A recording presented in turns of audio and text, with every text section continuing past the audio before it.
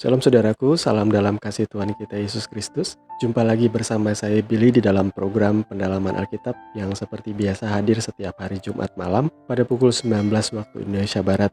Di kesempatan kali ini kita akan membahas satu topik yang menarik, melanjutkan dari pembahasan kita di pekan yang lalu mengenai Kristus menggenapkan sekaligus membatalkan hukum Taurat. Dan sebelum kita masuk lebih dalam lagi, mari terlebih dahulu kita merendahkan hati dan berdoa. Bapa, di dalam nama Tuhan Yesus, kami sangat bersyukur karena Engkau Bapa yang baik, yang mengasihi kami, Bapa yang memelihara kami, Bapa yang melindungi kami.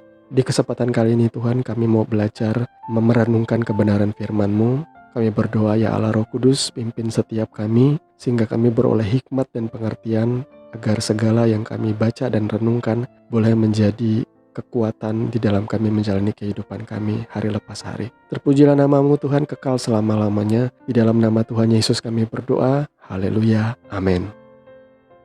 Nah, mungkin di antara saudara ada yang tidak sepenuhnya setuju dengan saya bahwa Kristus itu membatalkan hukum Taurat yang benar aja. Tetapi sekali lagi kalau kita kembali kepada ayat pembahasan kita di awal tadi, di dalam Matius 5 ayat yang ke-18, dia berkata bahwa hukum Taurat itu bersifat abadi sampai semuanya terjadi, atau dengan kata lain dalam bahasa aslinya menggunakan kata ginomai, sampai semuanya digenapi.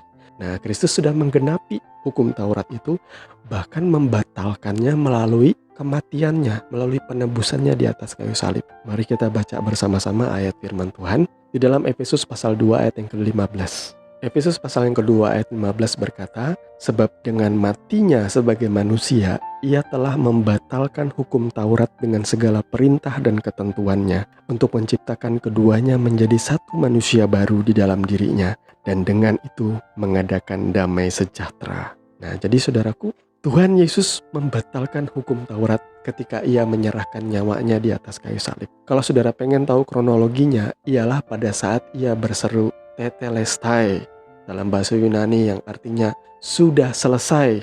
Sebenarnya tetelestai itu di dalam bahasa Yunani tidak bisa diterjemahkan dengan sempurna ke dalam bahasa Indonesia dan dalam bahasa Inggris. Karena kata tetelestai itu menggambarkan dengan sempurna bahwa penebusan itu sudah selesai, bahwa pekerjaan Tuhan itu sudah selesai, bahwa ia berkata it's already done, semuanya sudah dibayar lunas.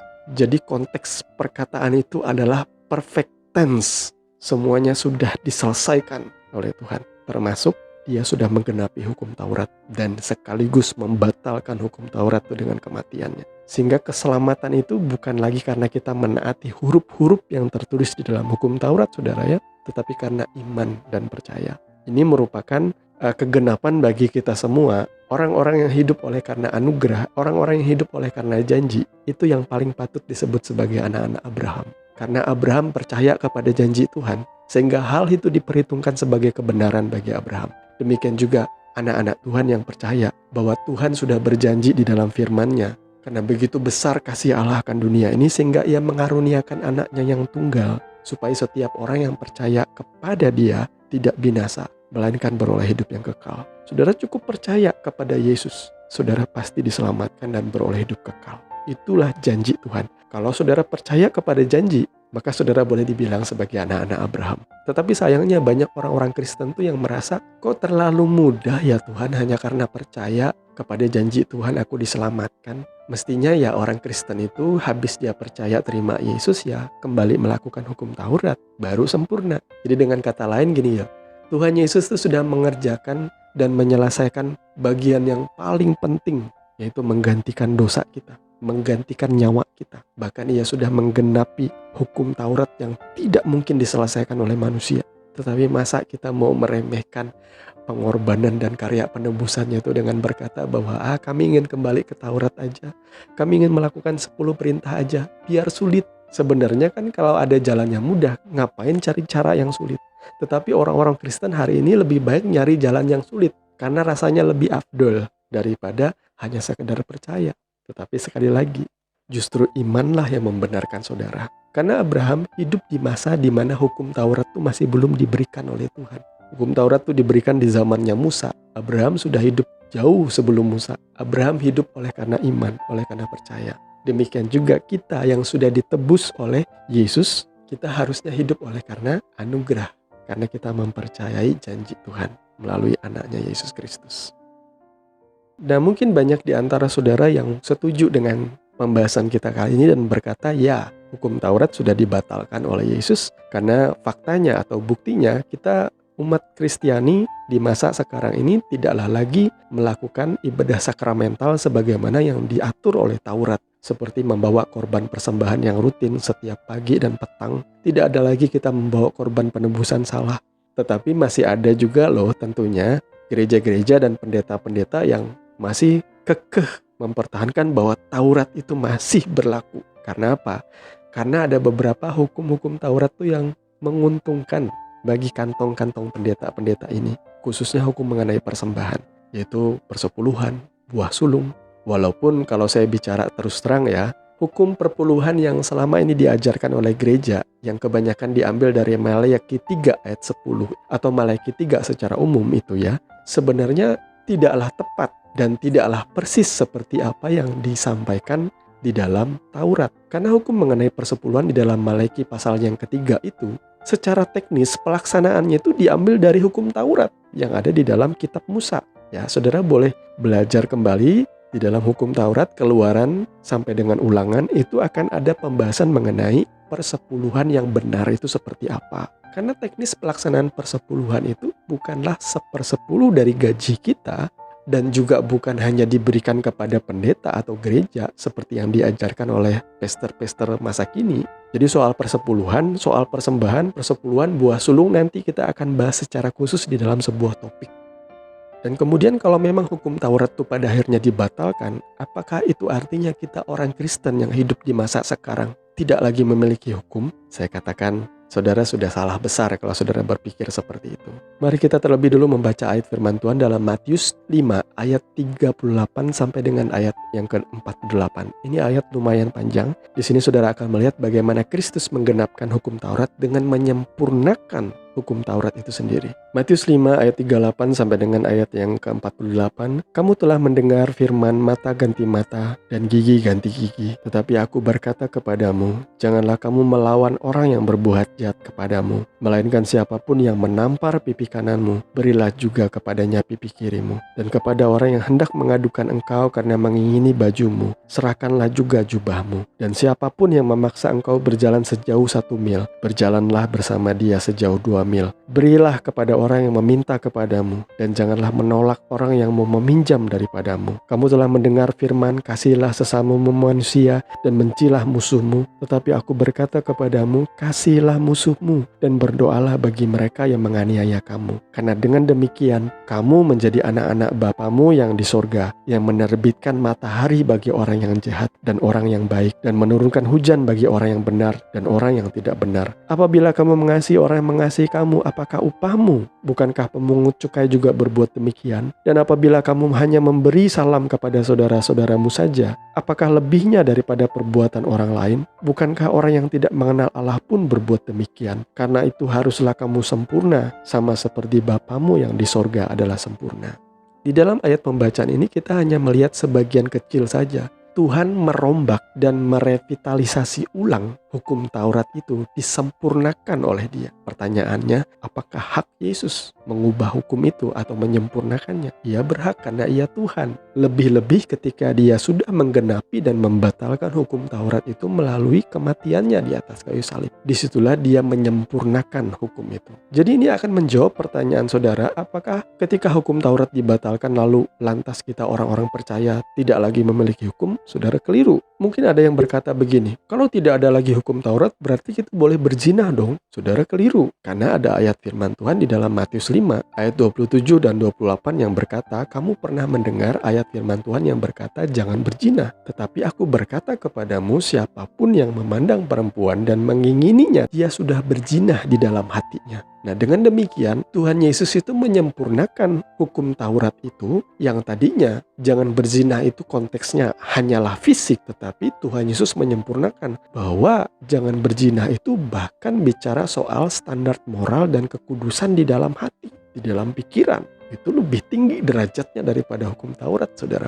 Kemudian dari pembacaan kita tadi juga kita mengenal yang namanya hukum lex talionis. Saudara pernah dengar hukum ini? Hukum ini banyak berlaku di dalam masyarakat kita, yaitu seperti di dalam Taurat Musa, mata ganti mata, gigi ganti gigi, nyawa ganti nyawa. Tetapi Tuhan mengajarkan hal yang sebaliknya. Dia mengajarkan hukum Taurat itu disempurnakan oleh kasih, yaitu kalau ada orang menampar pipi kananmu, berilah pipi kirimu. Dengan kata lain, Tuhan mengajarkan bahwa kamu tidak boleh membalas kejahatan dengan kejahatan. Adalah lebih baik bagi kamu untuk membalas kejahatan itu dengan kebaikan. Jadi Tuhan ingin kita meresponi setiap masalah dalam hidup kita bukan dengan membalas dendam atau dengan membawa perasaan marah, benci kepada orang lain. Dan juga tidak berarti bahwa kalau kita ditampar pipi kanan kita, lalu kita diam saja, kita boleh membela diri, tetapi tidak boleh dengan membawa perasaan benci atau dengan amarah kepada orang lain. Bukankah terdengar bahwa Tuhan sedang mengupgrade hukum ini sendiri menjadi lebih baik, saudara ya? Masih menjawab pertanyaan yang sama, apakah orang percaya atau orang Kristen lantas tidak memiliki hukum?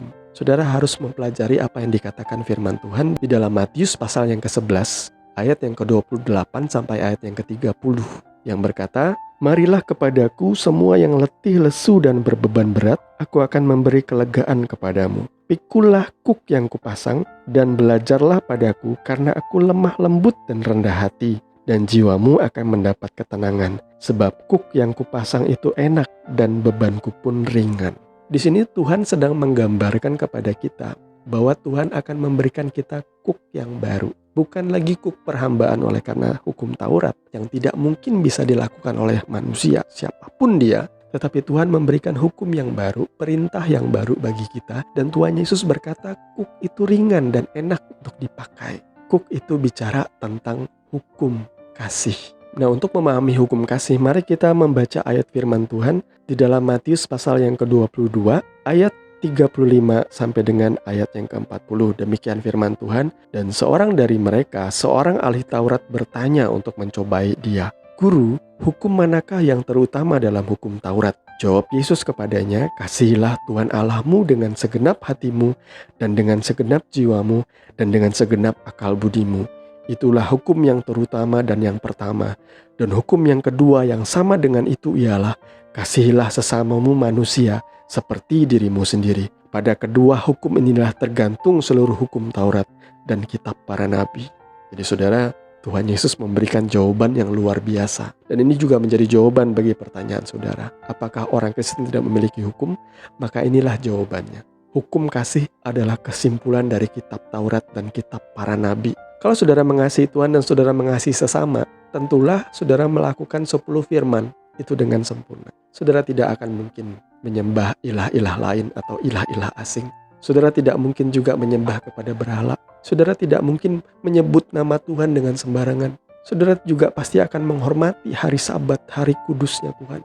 Saudara pasti akan menghormati orang tua. Saudara pasti akan tidak membunuh. Saudara tidak akan berzina. Saudara tidak akan mencuri. Saudara tidak akan bersaksi dusta. Dan saudara tidak akan tamak hati saudara mengingini ini itu. Atau tidak puas atau iri hati. Karena apa? Karena saudara mengasihi Tuhan dan saudara mengasihi sesama. Jadi hukum kasih inilah kegenapan hukum Taurat. Dan hukum kasih inilah kuk yang sedang Tuhan bicarakan di dalam Matius pasal 11 tadi. "Pikulah kuk yang aku berikan kepadamu, karena kukku ini ringan dan enak dipakai." Kalau saudara pernah mendengar ilustrasi ini, kuk itu dipasang pertama-tama kepada 2 ekor lembu. 1 ekor lembu senior yang biasa membajak dan 1 ekor lembu junior yang masih baru. Jadi kuk yang pertama itu dipasang kepada lembu yang sudah berpengalaman, sementara kuk yang satu itu dipasang pada lembu yang belum berpengalaman. Dan pada saat membajak, lembu yang masih muda ini, yang masih junior ini akan mulai belajar mengikuti langkah dari lembu yang sudah senior, lembu berpengalaman. Jadi saya percaya pertama-tama dia ngikutin itu mungkin langkahnya terseok-seok. Tetapi lambat laun, hari demi hari dia pasti bisa mengikuti langkah demi langkah dari lembu senior ini. Sehingga ia akan mulai cakap untuk memikul kuk itu dengan baik. Karena apa? Karena lembu senior ini mengajari dia. Itulah gambaran daripada Kristus. Ya, Tuhan Yesus akan menuntun hidup kita hari demi hari oleh Roh-Nya. Hari demi hari Roh Kudus mengajari kita. Dari awal mula kita menjadi orang percaya itu bodoh, gak ngerti. Pelan-pelan kita mungkin sering terpeleset dan jatuh ke dalam dosa, tetapi Tuhan sabar untuk menuntun kita agar kita mulai selaras melangkah bersama Dia, agar kita selaras melangkah dan memahami kasih-Nya, agar kita selaras berjalan sebagaimana Ia melangkah. Kita menjadi orang-orang yang mengikuti Tuhan. Itu kata yang paling tepat. Pikulah kuk yang kukenakan kepadamu, karena kuku ini ringan dan enak untuk dipakai. Itu persis seperti kata-kata sangkal diri dan pikul salib dan ikutlah aku. Karena kita tidak berjalan sendiri. Karena Yesus sudah memikul salib, kita pun harus memikul salib bersama-sama dengan Dia. Karena Dia yang mengajarkan kita untuk mampu melakukan semua itu. Secara manusia kita tidak akan pernah mungkin bisa melakukan hukum kasih ini dengan sempurna. Kita hanya bisa melakukannya oleh karena Kristus hidup dan tinggal di dalam hidup kita. Rohnya yang memampukan kita untuk melakukan perintah-perintahnya dengan sempurna. Sekali lagi saya mau mengingatkan kepada saudara bahwa pengalaman dari keselamatan itu adalah pengalaman yang bersifat adikodrati. Ketika kita percaya kepada Kristus dan kita menggenapkan perintah Tuhan, kita lahir baru. Pada saat itu Roh Kudus menghidupkan kembali manusia rohani kita, dan Dia menuntun kita dari dalam diri kita hari demi hari untuk menghidupi firman Tuhan. Dari tadinya kita yang menyukai dosa, kita yang membenci firman, kita yang tidak menyukai ibadah, tiba-tiba dari dalam diri kita muncul rasa haus, rasa rindu kepada Tuhan, sehingga kita rindu merenungkan firman-Nya, rindu hidup di dalam jalan-jalan firman-Nya. Itulah namanya keselamatan. Itu sebuah pengalaman adikodrati, di mana kita mengasihi Tuhan dari dalam hati kita.